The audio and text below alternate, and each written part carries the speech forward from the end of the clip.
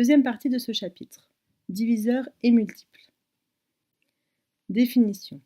Si A et B désignent des nombres entiers naturels et B est non nul, on dit que B est un diviseur de A si le reste de la division euclidienne de A par B est nul, c'est-à-dire s'il existe un entier K tel que A est égal à K fois B.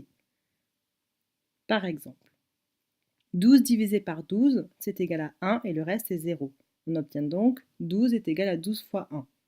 Ainsi, 12 est un diviseur de 12. Et également, 1 est un diviseur de 12. Mais on peut également décomposer 12 en 2 fois 6, 4 fois 3, et donc 12 fois 1.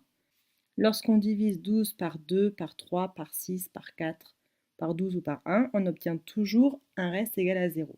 On a donc tous les diviseurs de 12 qui sont 1, 2, 3, 4, 6 et 12. On peut remarquer que tout nombre entier est divisible par 1 et par lui-même. En effet, on peut écrire n'importe quel nombre sous la forme 1 fois lui-même. Par exemple, 36, c'est 1 fois 36.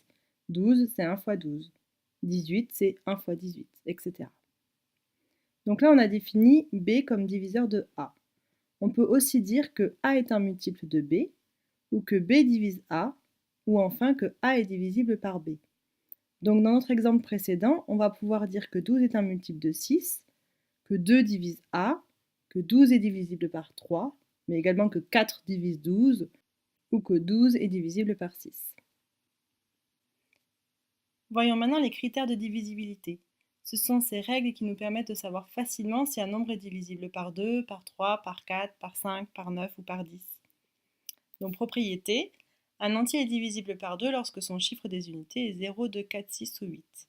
Un entier est divisible par 3 lorsque la somme de ces chiffres est divisible par 3. Un entier est divisible par 4 lorsque le nombre formé par ces deux derniers chiffres est divisible par 4. Un entier est divisible par 5 lorsque son chiffre des unités est 0 ou 5.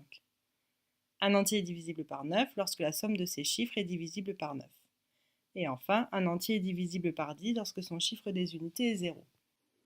Par exemple, 21 780 est divisible par 2, par 3, par 4, par 5, par 9 et par 10. Donc effectivement, il est bien divisible par 2 puisque son chiffre des unités c'est 0, et c'est pour cela aussi qu'il est divisible par 5 et par 10. Si l'on regarde le nombre formé par ces deux derniers chiffres, c'est 80. 80 est bien divisible par 4, donc 21 780 est divisible par 4. Si on fait la somme de ces chiffres, 2 plus 1, 3, plus 7, 10, plus 8, 18, plus 0, 18. 18 est divisible par 3 et par 9, donc 21 780 est divisible par 3 et par 9.